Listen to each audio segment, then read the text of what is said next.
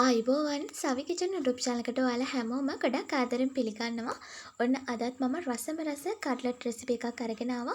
ඉතින් අපි බලමු කොහොමද රසට කට්ලට් හදන්නේ කියලා. ඉතින් මේ විදිහට තෙල් ටිකක් ලිපේ තියාගෙන ඔයා ඉඟුරු සුදුරුණු තලලා තෙලට එකතු කරගන්න. මේ වගේ ලස්සන පාටකට ආවට පස්සේ ඔයාට පුළුවන් මේකට බීලුණු එකතු කරගන්න.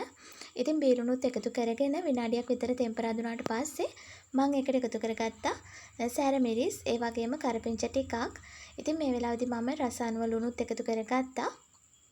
ඉතින් මේ විදිහට විනාඩි දෙකක් විතර ටෙම්පරාදු කරගෙන මම මේකට එකතු කර ගන්නවා ටිම්මාලු. ඉතින් ටිම්මාලු ලොකු ටින් එකක් තමයි මම ගත්තේ. ඉතින් එකෙන් ටිකක් මේ විදිහට පොඩි කරලා එකතු කරගෙන එකටම කෑලි මිරිස් එකතු කර ගන්නවා. ඉතින් මේ වෙලාවේදී වගේ රස අනුව සැර අනුව මේ දේවල් එකතු කර ගන්න. ඉතින් ඒ ටිකත් හොඳින් මික්ස් කරගෙන මම මේ විදිහට කහ කුඩු ටිකකුත් එකතු කර ගන්නවා. දැන් අපි තඹගත්තු ආල එකතු කරගමු. ඉතින් ආල තඹ ගන්නකොට ලුණුත් එකතු කරගෙන තඹ ගන්න. ඉතින් මේ විදිහට මම හොඳට මික්ස් කරගත්තා.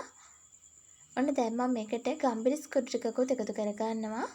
ඔන්න දැන් අපි මේක හොඳින් මික්ස් කරගමු. ඔන්න ඔයාලට පුළුවන් මේක නිවුනට පස්සේ බෝල වලට හදා ගන්න. ඉතින් මේ තියෙන්නේ මම බැටර් එකක් හදාගත්තා. ඉතින් මේ තියෙන පාන් පිටි බැටර්. ඉතින් මේ විදිහට තමයි බෝල එකතු කරගෙන බැටර් එකේ තවර ගන්න. ඉතින් මම මෙතෙන්දී පාන් පිටි වතුර කහ ලුණු චුට්ටක් එකතු කරගෙන මේ විදිහට බැටර් එක හදාගත්තා.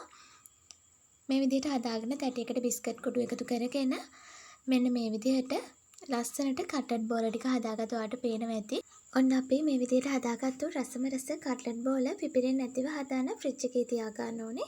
ඉතින් මම මේ විදිහට කට්ලට් බෝල ටික හදාගත්තේ උදේ. ඉතින් මේ විදිහට හවස තමයි බදින්නේ.